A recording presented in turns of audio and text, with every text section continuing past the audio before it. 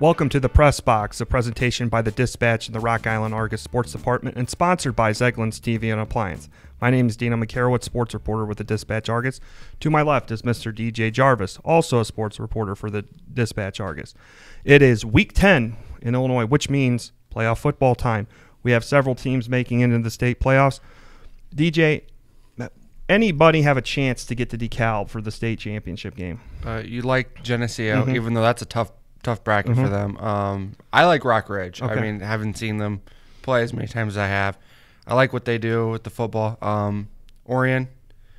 They got a tough draw in the second round with Lena They Winslow, and we'll have to go to the road for Lena Winslow in that tough Northwest Upstate Illini Conference. But I would agree that Rock Ridge is playing well. They've won 6 out of their last 7 games since starting 0-2. A road game against Rushville Industry on Friday night tonight, but I agree with you. I think Rock Ridge is playing well. I think they've found kind of their identity for the season offensively. Quarterback play as well. They're running the ball pretty well too. So Rock Ridge, to me, I agree with you, would be a team that I would give a shot in 2A. Geneseo, man, that's a tough bracket, the upper half, because everybody's playing for second place in 4A with Rochester. But Geneseo is on that half where they would have to go through Chicago Phillips to get to the semifinals, and then awaiting them is Rockford Lutheran.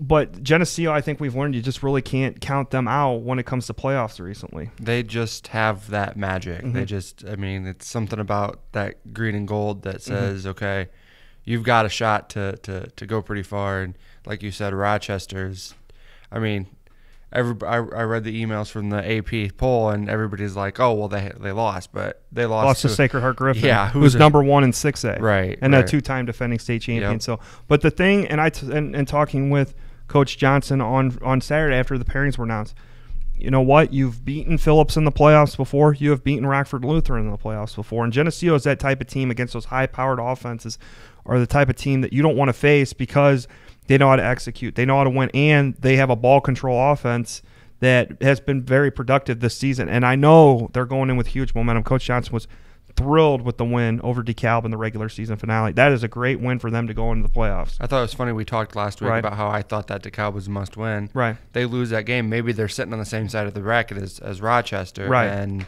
they play Rochester to have to get to state. Well, moving forward, we have Rock Island going to Crete-Monee. First time in the playoffs for Rock Island since 2013. They have met Crete-Monee in the playoffs before. I covered that game 2010, last-second kickoff return for a touchdown.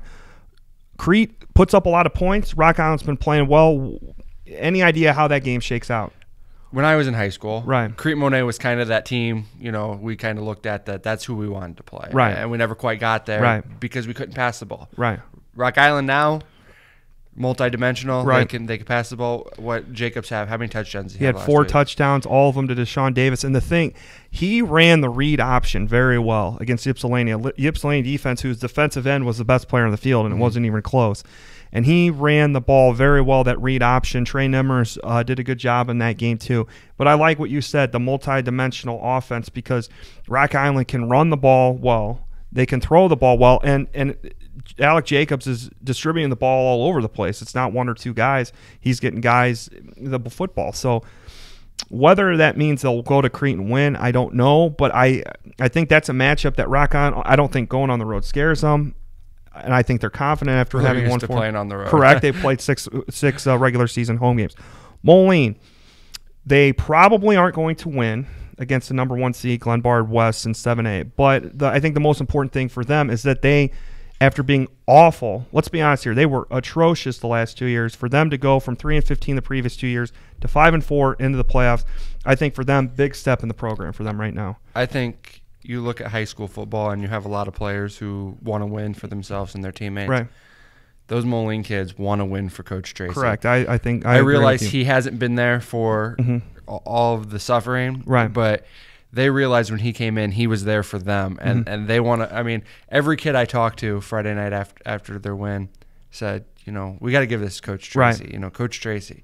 And that's just huge in high school football. The team wants to win for that guy. Yeah, and I think it's incredible to see Coach Tracy take a third Western Big Six conference program to the playoffs. big step for that program. I know that the younger levels have some talent in them in Moline, so there's a bright future in that. But for them to be able to go 5-4 after starting 0-2, after entering conference or being 1-3 at one point, Moline found a way to get it done. Let's switch gears. 1A, Orion. You know, they should be able to beat Douglas. After that's going to be tough to know. You're probably going to have to go to Lena Winslow in the second round. I mean, we'll see what Orion can do in that one, but for sure they'll get a playoff win. Anawan Wethersfield, I think, is a sleeper team in 2A as well. I like how the Titans are playing. They're always playoff tested. Their schedule has prepared them for this one. Do you see the Titans potentially getting a deep playoff run?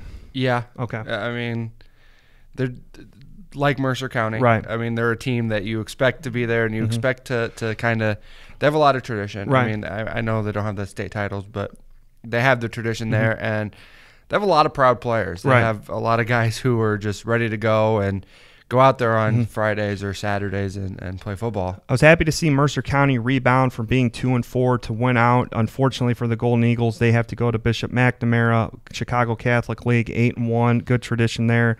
I don't see Mercer County being able to go over there and win, but it's the playoffs. You just don't know what can happen. Anything can happen, yeah. United's got a tough one, having to go to Spring Valley Hall, like the home team in that one. Mid-County's got to go to Princeton, 9-0 Princeton. That's going to be kind of a tough one. But I want to talk real quickly about a tweet that you had, on Saturday about Moline having to sweat to get into the playoffs at 5-4 and Davenport North. I know you can't control the playoff system, but 1-8 gets into the playoffs. I think that reaffirms that how Illinois does things is just that much better, that you have to have a winning record. You have to earn that trip in the playoffs. And I just thought that was very profound. People can say what they want, but Illinois' playoff system rewards the teams that win, and I think that that's how it should be. I mean, I had people, Moline fans, tweeting at me like, "How is that fair?" Right. And in Iowa, I mean, that's just the system. I know they're fixing it. You finish fourth in your district, and you're automatically in. Think about all the teams that make the playoffs in Illinois. Yeah. With that caveat, you make it. Yeah, I mean, because let's look at it this way: UT then, if they were in Iowa, would be in the playoffs at 2-7. They won more games than Davenport North, and I know that that's the system. And Iowa's going to cut it down from 32 to 16 teams. But in Illinois, I mean, you look at 5-4 teams. There were some that didn't even. Galesburg, was 4-5. They didn't even make it. There were two teams in Southern Illinois. Pinckneyville was one of them that was 5-4 and didn't get into the playoffs. So I think at this time of the year, you can appreciate Illinois' playoffs system a little bit more, and that more in football than the other sports. Well, yeah. I mean, we're only talking about football. We can go on for days about IHSA, but the football and how it's structured, and you know that this is who you're going to play. You don't have to wait until after you win. All right, we're going to play this team or that team. You just kind of know how Illinois does things is impressive, and at this point in the season, it's nice to see. You're wearing an Illinois shirt. Let's hopefully they can figure things out. I'm a big Mizzou fan. They haven't scored a touchdown, I think, in this month, so I have no room to comment on that one. But at least you guys have a head football coach. That is accurate. And Mizzou does play in an actual conference. That's true. I can't say that. Hey, Iowa's undefeated. That's true. And I saw that their opponents that they've beaten have a .590 winning percentage, which apparently is the highest among all undefeated teams in the country. It's impressive. Maybe, what is it, until the game is won? We'll end on that one. Thanks for your time this time. Until next time, so long for just a while.